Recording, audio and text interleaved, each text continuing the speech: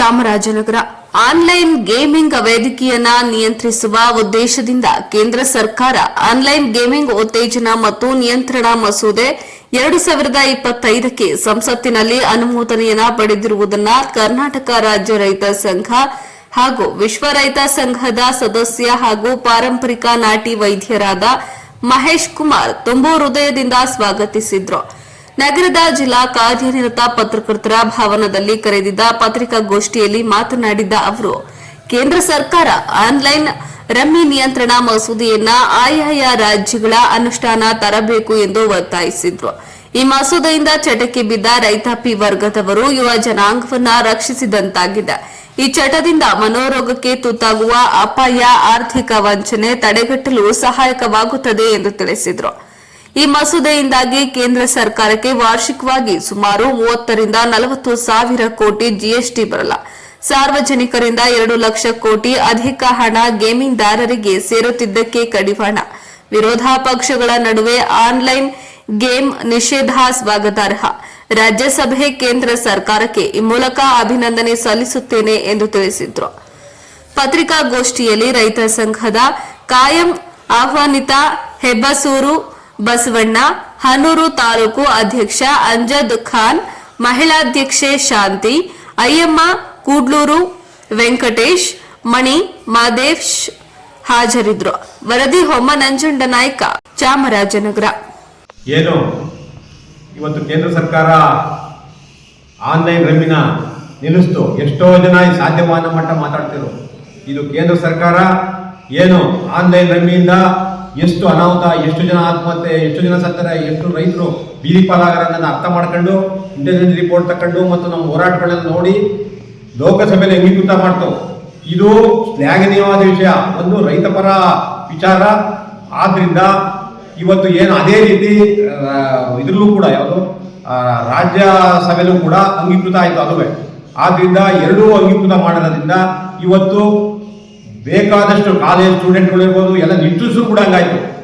ರಾಜ್ಯ ದೇಶದ ಜನತೆ ನಿಟ್ಟುಸಿರು ಕೂಡ ಹಂಗಾಯ್ತು. ಇದು ಇಷ್ಟೇ ಅಲ್ಲ, ಎಲ್ಲ ರಾಜ್ಯಗಳು ಕೂಡ ಇದನ್ನು ಅನುಷ್ಠಾನ ಮಾಡಿ ಅದರ ಆದೇಶದ ಪ್ರತಿ ತರಿಸ್ಕೊಂಡು ಕೂಡಲೇ ಇದನ್ನು ನಿಲ್ಲಿಸಿ ಮತ್ತು ರಾಜ್ಯಕ್ಕೊಬ್ಬ ಒಂದು ಟಾಸ್ಕ್ ಇವ್ರನ್ನ ಸಮಿತಿ ನೇಮಿಸಿ ಅದನ್ನ ಇಲ್ಲೀಗಲ್ ಆಗಿ ನೆಕ್ಸ್ಟ್ ಮಾಡ್ತಾರೇನೋ, ಇಲ್ಲೀಗಲ್ ಕೂಡ ಅವಕಾಶ ಕೊಡಬಾರ್ದು. ಇದನ್ನು ವ್ಯವಸ್ಥೆ ಮಾಡಿ ನಿಲ್ಲಿಸಕ್ಕೆ ಆ ರಾಜ್ಯ ಸರ್ಕಾರಗಳು ಮತ್ತು ನಮ್ಮ ರಾಜ್ಯ ಸರ್ಕಾರ ಕೂಡ ಮಾಡಬೇಕು ಅಂತ ನಾನು ಆಗ್ರಹ ಮಾಡ್ತಾ ಇದ್ದೀನಿ. ಒಂದು. ಎರಡನೇದು ಕಬಿನಿ ಎರಡನೇ ಅಂತ ಇದು 39 ವರ್ಷ ಆಗಿ 40 ವರ್ಷಕ್ಕೆ ಬರ್ತಾವೆ. ಇದು ನೆನೆಗುದಿಗೆ ಬಿದ್ದಿತ್ತು.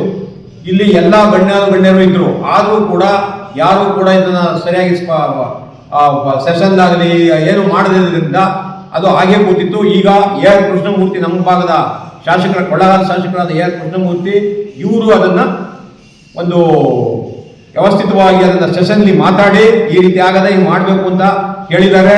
ಮಹಾದೇವನವ್ರಿಗೂ ಕೂಡ ನಾನು ಮೌಖಿಕವಾಗಿ ತಿಳಿಸಿದೆ, ಕೃಷ್ಣಮೂರ್ತಿ ಅವ್ರಿಗೂ ಹೇಳಿದ್ದೆ, ಅರ್ಜಿ ಕೊಟ್ಟು ಮತ್ತು ಎಲ್ಲ ಹೋರಾಟಗಳನ್ನು ಮಾಡಿದ್ನು, ಮತ್ತು ವೆಂಕಟೇಶ್ ಅವ್ರಿಗೂ ಹೇಳಿದ್ನು, ಸಿದ್ದರಾಮಯ್ಯನವ್ರಿಗೆ ಬೆಟ್ಟಕ್ಕೆ ಬಂದಿದ್ದಾಗೂ ಕೂಡ ಸಾರ್ ಇದೊಂದು ಮಾಡ್ಬಿಡಿ, ವರ್ಣಾ ಕ್ಷೇತ್ರಕ್ಕಿಂತ ನಿಮ್ದು ಇಲ್ಲಿ ಹೆಚ್ಚು ಜನ ನಿಮ್ಮನ್ನ ಗೌರವಿಸ್ತಾರೆ, ಮಾಡಲೇಬೇಕು ಅಂತ ಅವ್ರಿಗೂ ಹೇಳಿದ್ದೆ. ಅವ್ರು ಒಪ್ಕೊಂಡಿದ್ರು. ಅದೇ ರೀತಿ ಎಲ್ಲ ಇದನ್ನ AR ಕೃಷ್ಣಮೂರ್ತಿ ಎತ್ತಿಡಿದ್ರಲ್ಲ, ಇದು ನಮ್ಗೆ ಬಹಳ ಸಂತೋಷಕರ ವಿಷಯ.